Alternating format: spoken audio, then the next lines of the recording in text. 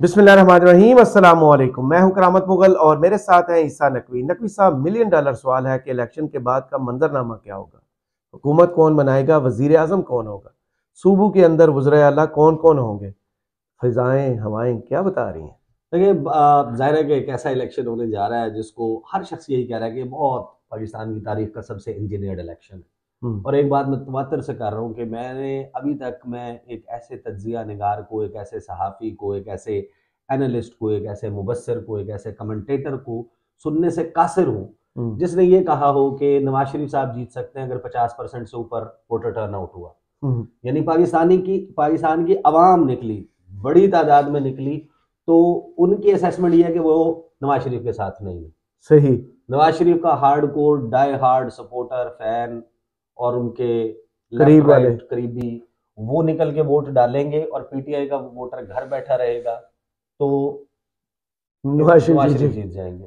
तो नवाज शरीफ साहब की स्ट्रेटजी और नवाज शरीफ के दोस्त अहबाब जो है, नए नए दोस्त अहबाब, उनकी स्ट्रेटजी यही है कि वोटर टर्नआउट जो है वो कम रहे। हम्म। और उसके लिए बाकायदा एक माहौल बन गया। 3 सजाएं हो गई और 3 सजाओं की बुनियाद के ऊपर एक वाज़ेह मायूसी, और फिर ये 3 से 4 ऐसे सवालात जिनकी बुनियाद के ऊपर बड़ा आपको लगता था कि वाकई लोग जो हैं उनके अंदर एक मायूसी होगी, वो बाहर नहीं निकलेंगे। एक बल्ले का निशान छिन गया। जी। बहुत सारे लोगों के जहन में सवाल ये आ गया कि अब तो ये यार पीटीआई के चांस ही खत्म हो गए। हम्म। नंबर 2 कि उम्मीदवार जो जीत भी जाएंगे वो इमरान खान के साथ खड़े नहीं होंगे, वो बिक जाएंगे। वो हल्फ वाली वीडियोस भी आई कुछ कि हम साथ खड़े रहेंगे वगैरह वगैरह। लेकिन ये खदशा ज़ाहिर है कि लोगों के जहनों में मौजूद है कि जो जीतेगा वो जहांगीर तरीन के पास चला जाता है, वो परवेज़ खटक के पास चला जाता है, उसे आसिफ अली जरदारी उड़ा के ले जाते हैं, उसको जनाब नवाज नून शरीफ से। लीग जो है वो समेट लेती है अपने परों में। कुछ भी होता है, वो अगर साथ नहीं रहेगा तो फिर उनको जितवाने का क्या फ़ायदा? हम्म। इमरान खान तो जेल में, इमरान खान ने बाहर नहीं आना अभी फ़िलहाल। हम्म। तो वो एक ज़ाहिर है कि फिर के वोट डालने वाले से ज़्यादा वोट गिनने वाला काउंट करता है। ज़ाहिर है काउंट तो करता है। मैटर बहुत अच्छा, करता फिर है। ये कि जब ये सब कुछ हो चुका कि जिस तरीके से प्रपोजर सेकेंडर्स जो है उनको उठाया गया, कागजात नामजदगी छीने गए, बाकी मरहलों में मुश्किलात अभी पेश जैसे आई, उम्मीदवार उठाए जा रहे हैं। तो इलेक्शन डे के ऊपर भी इसी किस्म की सूरत हाल होगी। हम्म। सिक्योरिटी सिचुएशन क्रिएट हो जाती है, या फिर जो पोलिंग एजेंट्स हैं उनके साथ इसी तरीके से किया जाता है, तो फिर भी कोई चांसेस नहीं है, तो उससे एक माहौल। बहरहाल फिजा बनी। लेकिन फिर हम्म। क्या हुआ? फिर एक बड़ी तब्दीली आई।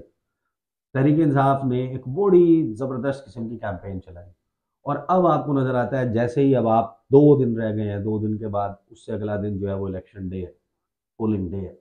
उससे पहले अब फिजा जो है वो आपको नज़र आ रही है कि लोग चार्ज अप होना शुरू हो गए।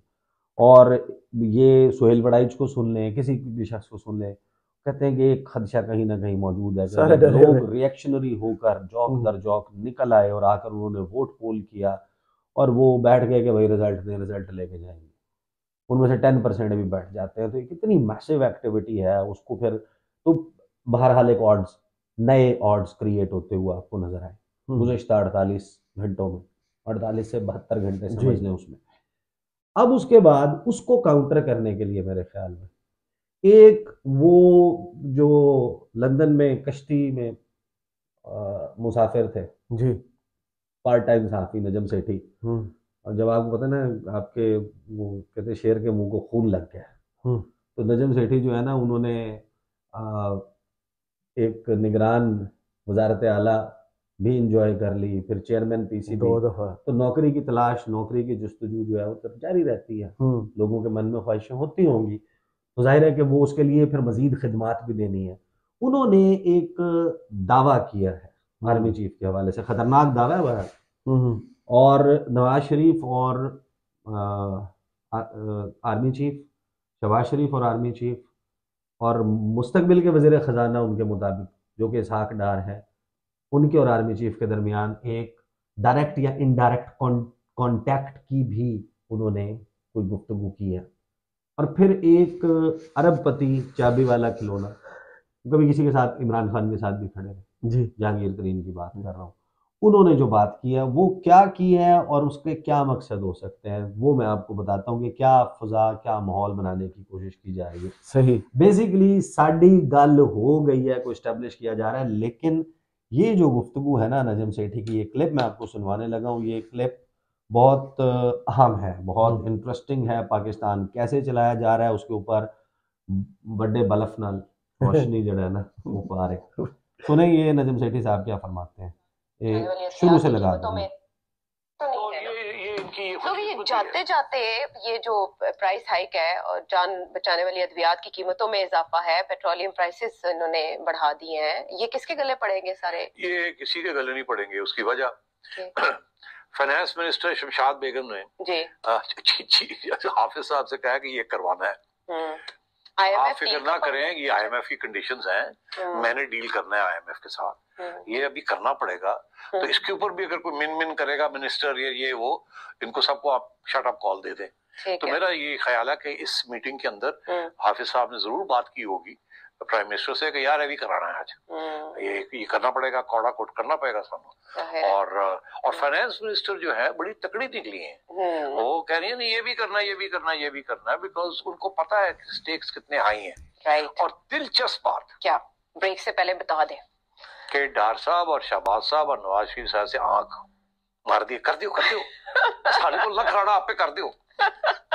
मिलके काम हो रहा है ना। हाँ, ये मिलके जो चीज हो रही है वो मिलके हो रही है, अप्रूवल से हो रही है। हाँ, और सही हो रही है, और अच्छा, सही हो रही है, मेरिट पे हो रही है, नेशनल इंटरेस्ट में हो रही है, नेशनल इंटरेस्ट में हो रही है। और कुछ IMF ने भी मशके कसी हुई है, जाहिर है, और उसके बगैर काम नहीं चलेगा, नहीं चलेगा। ठीक है, ये कहा है जी नजम सेठी साहब ने। अब नजम सेठी साहब की आप गुफ्तगू सुने, अब जाहिर है कि वो उनके दिल में दबी दबी ख्वाहिश होगी कि मैं बोर हो गया हूँ सहाफत से, तो मैं दोबारा जो है वो कोई सरकारी ओहदा मिल जाए, बेहतरीन किस्म की नौकरी मिल जाए। नॉट नेसेसरली वो होगी, मैं क्या सराई कर रहा हूँ, I am not sure about कि वो उनका कितने अरसे मजीद सहाफत में रहने का प्रोग्राम है। ये तो वो तो 90s से चल रहा है, ये बीबी के साथ। लेकिन ना ये उनको ये सर्विस दी है उन्होंने। ये basically this is saying it in other words कि गल वाकई हुई है। अच्छा, क्योंकि मसला ये है कि अगर आप ये इस्टेब्लिश नहीं करेंगे कि everything is decided, the future setup is decided, और फिर ये क्लेम करना कि इसके ऊपर जनाब ये तो आर्मी चीफ का वो है और इस्टेब्लिशमेंट साथ है और ये साथ है, इसको ज़्यादा खोल के बताना, उसके ऊपर ये जुजियात सामने रखना, इसमें एक माहौल है कि साड़ी गल हो गई है। तो अब आप बाहर निकले, वोट डाले ना डाले कोई फर्क नहीं पड़ता, भेड़ बकरियां तुम्हारा कोई हैसियत औकात नहीं है। प्रॉब्लम यह है उसमें कि ये माहौल बनाने की कोशिश इसलिए की जा रही है। देखें, पीटीआई के बैक्ड कैंडिडेट्स जीत जाने का मतलब कतन ये नहीं है कि इमरान खान वज़ीर आज़म बन जाएंगे। उसके लिए बहुत आगे प्रोसेसेस हैं, ऐसे तो नहीं हो सकता ना। सजाएं मुअत्तल होना, अपीलें, जमानतें, अभी इलेक्शन तो अब हो रहा है ना, 3 महीने, 6 महीने, 1 साल, 1.5 साल, कितना टाइम लगता है? That's a big question. लेकिन उनके बैक उम्मीदवार जीत जाते हैं तो फिर उनको मैनेज करने के लिए एक ऐसी लेबोरियस एक्सरसाइज करना, जरदारी साहब तुसी चेज करो, आधे लोगों को चेज करें भाई, उनको पकड़े, उनको मिलाएंगे तो नंबर पूरा होगा। अगर नंबर पूरा नहीं होता तो फिर आर्टिकल 58(2) कोई भी सादा अक्सरियत बनाने में नाकाम हो जाता है, हासिल करने में। प्राइम मिनिस्टर का कोई भी कैंडिडेट 51% वोटर जो नेशनल असेंबली का मेंबर है उनके वोट उसका वोट नहीं ले पाता तो सदर लामहाला असेंबली तहलील कर देंगे और फिर केयर टेकर सेटअप जो है वो कितना अर्सा कंटिन्यू करता है, नोबडी नोस। तो इन सियासतदानों को तो ये चीज़ सूट नहीं करती।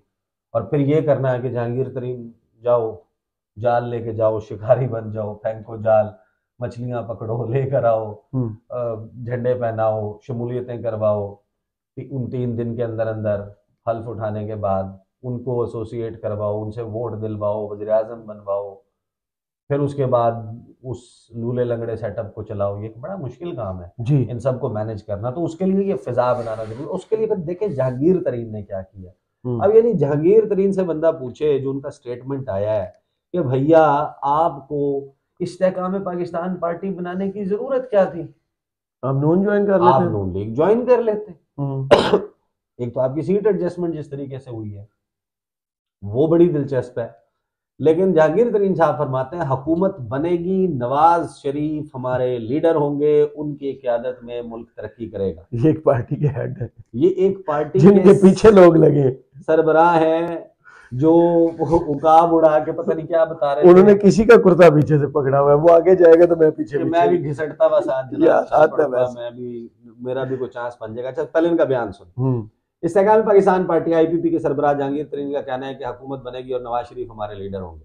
मुल्तान में इंतखाबी जलसे से खिताब करते हुए जहांगीर तरीन का कहना था कि मैं नवाज शरीफ के साथ काम करूंगा, कोशिश होगी मिलकर मईशत को चमकाएं। शेर हो या उकाब, हम सबको मिलकर, दोनों जानवर हैं, मुल्क की बेहतरी के लिए काम करना है। हम पूरे मुल्क की बेहतरी के लिए काम करना चाहते हैं। नवाज शरीफ की क़यादत में मुल्क तरक्की करेगा। उनका कहना था कि मुझे जो अल्लाह ने दिया उससे लोगों के हालात बेहतर कर रहा हूँ। मुल्क की मईशत होगी तो तमाम लोग तरक्की करेंगे। अल्लाह हमें कामयाब करे तो 8 फरवरी के बाद मुल्क की मईशत को चमका डालेंगे। जहांगीर तरीन का कहना था कि कोशिश होगी उम्मीद रखने वालों की उम्मीद पर पूरा उतरे, जो नौकरी कर रहा है उसकी तनख्वाहें बढ़ेंगी, लाखों की तादाद में नौकरियां पैदा होंगी। ये दोनों चीज़ें और अदरवाइज इस वक्त बेसिकली मीडिया के ऊपर आप देखेंगे बहुत सारे लोग जिनकी लीनिंग है टूवर्ड्स दम पार्टीज, और फिर कश्ती के मुसाफिर पार्ट टाइम सहाफ़ी नजम सेठी, जहांगीर तरीन साहब, ये माहौल ये बना रहे हैं बेसिकली कि एवरीथिंग इज डिसाइडेड,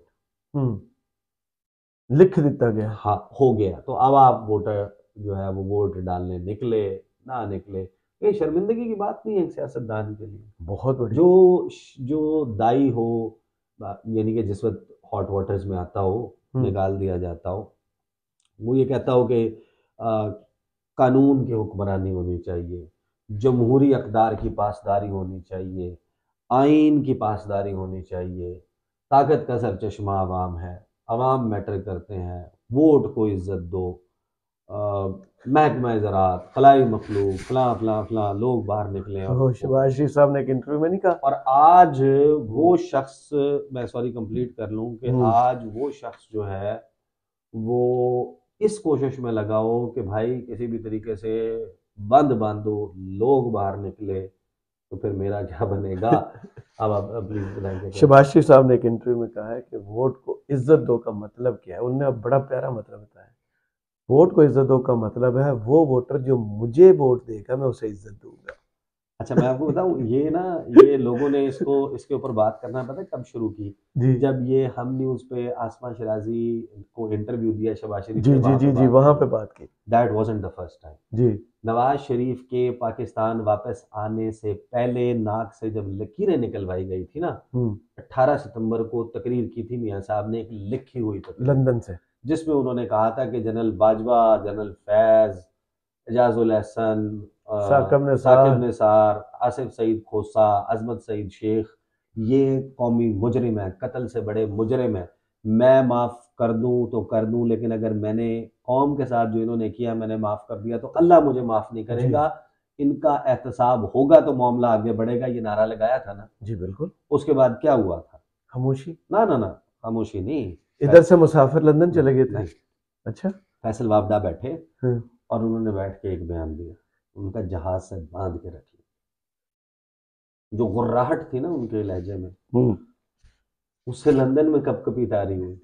इधर से एक शख्स बैठा जहाज पे, वो पहुंचा, वहां से बाहर निकल के इसहाक डार ने हसन नवाज के दफ्तर के बाहर दोनों हाथ बुलंद करके कहा मामला अल्लाह के ऊपर छोड़ दिया।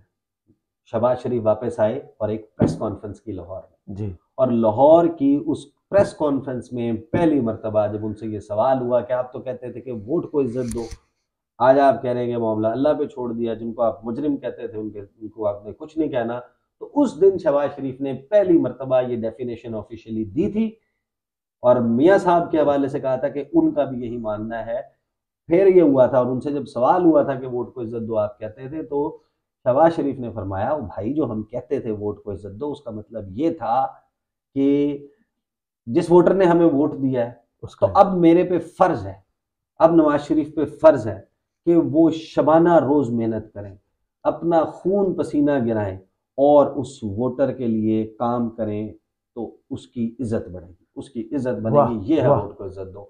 तो this is the way actually जिससे इन्होंने अपना रास्ता जो है वो वापस बनाना शुरू किया, बनाया। मियाँ साहब आ गए, रेस्ट ऑफ द स्टोरी सिर्फ कबूतर निकाल के दिखा दिया। इस वक्त सबको मालूम है कि बयानिया शानिया ख़त्म हो गया।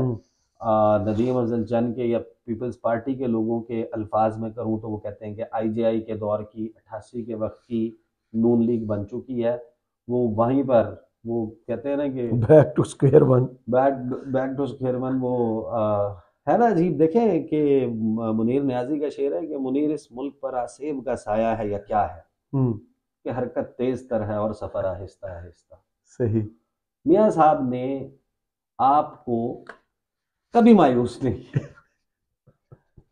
उन्होंने हमेशा इक़्तिदार से निकलने के बाद अच्छी अच्छी बातें की, और हमेशा इक़्तिदार में वापसी के लिए जब उन्होंने उंगली पकड़ी ना तो उससे मोटरवे निकली। तो मियाँ साहब ने जो है वो हर वो काम किया जिससे उन्होंने बताया कि मैं आजकल वो एक वीडियो, वो एक किसी ने वीडियो आर्टिफिशियल इंटेलिजेंस से नवाज शरीफ की आवाज़ बना के वो जो नंबर से कॉल जो आती है, हाँ जो कॉल आती है ना, वो करवाई है। तो उस वो अब आप सुन लें, वो मैंने सुनी। अब मामला ये है कि देखें मियाँ साहब पर्सनली देखें, मेरा तो उनके हवाले से भाई दबे मुझे भी परसों कॉल आई थी। अच्छा लोग जो है, अच्छा उसमें पहले बार में हंसी लगता है मियाँ नवाज शरीफ की कॉल आ गई। अच्छा नहीं, मैं आपको एक दिलचस्प बात बताऊं, उसमें मुजम्मिल असलम का मैंने ट्वीट देखा है जो नवाज शरीफ साहब की मैसेज वाली कॉल आ रही है ना, उन्होंने ट्वीट लिखा कि मोबाइल फ़ोन कंपनियों से दस्त बदस्त वो एक गुजारिश कर रहे हैं आपसे कि जब आप लोगों को मियाँ साहब के आवाज़ में उनके मैसेज सुनवाते हैं तो एक मरतबा मियाँ साहब को भी वो मैसेज सुन के लोगों के जवाब सुनवाएं कि वो मैसेज लोग क्या जवाब दे रहे हैं, कि लोगों ने क्या जवाब दिया। बहरहाल देखिए, कभी के दिन बड़े कभी गिराते हैं। मियाँ साहब बहरहाल देखें मकबूल लीडर रहे हैं, और अभी भी रिसेंटली 2 साल पहले ही वॉज पॉपुलर। मतलब लोग उस वक्त वोट हो जाता तो बहरहाल एक फिजा एक माहौल बनी हुई थी, मियाँ साहब जीतते, लेकिन बाप ने डील करना मुनासिब समझा, डील करके आप आगे आपने ये कर दिया, हाथ झाड़े, वो गया बयानिया। मियाँ साहब अपने बेसिकली जो इंतकाल विरासत के लिए सियासी रिटायरमेंट लेने से पहले अपनी फैमिली में इक़्तिदार को मुंतकिल करने के लिए वो आए हैं। अब लोग जो हैं वो तो जलसों में नजर आ रहा है। अब वो तकरीर पहले करते हैं, मरियम बाद में चीफ गेस्ट की जगह पे तकरीर। हाँ, लेकिन मैं आपको एक बात बताऊं, वो काम जो पहले किसी को नहीं पता होता था, आज पाकिस्तान का बच्चा जो है ना उस तक वो मैसेज पहुंच रहा है। 8300 के ऊपर मैसेज करना है, अपना ID कार्ड नंबर, ये डिटेल आएगी, अगला स्टेप ये उठाना है, उससे अगला स्टेप ये उठाना है। अवेयरनेस बढ़ी है, एक इंटरेस्टिंग एक्सरसाइज है जो आज शायद इस मुल्क को फ़ायदा ना दे, लेकिन कल ज़रूर देगी, आने वाले वक्तों में देगी। और निखर के जमहूरियत सामने आएगी। बहरहाल जमहूरियत में जमहूर, अवाम की राय, उसका एहतराम बहुत स्ट्रॉन्ग और इम्पॉर्टेंट एलिमेंट्स हैं, और उसमें किसी शख्स की ये कोशिश होना कि माहौल बना दो कि लोग मायूस होकर उनका बंदा ना निकले, एक है तो पॉलिटिकल टैक्टिक, लेकिन प्रैक्टिकली बजाय इसके कि आप उस रेस्ट ऑफ द पीपल उनसे इफेक्टिवली इंगेज करें, उनको अपनी तरफ माइल करें, राग़िब करें। आपका हर बार ये नहीं होना चाहिए कि ये मायूस होकर ना निकले, क्योंकि वो सिर्फ अपने लीडरशिप से या अपनी पार्टी की विनिंग प्रोस्पेक्ट से मायूस नहीं होंगे, वो जमहूरियत से, जमहूरी निज़ाम से, इस मुल्क में इंसाफ के निज़ाम से मायूस होंगे, which is going to cause an irreparable damage to this country. That should be avoided. बहुत शुक्रिया ईसा नकवी आपके तज़किया का। कमेंट्स बॉक्स में ज़रूर बताइएगा वीडियो आपको कैसी लगी। इजाज़त दीजिए, अल्लाह।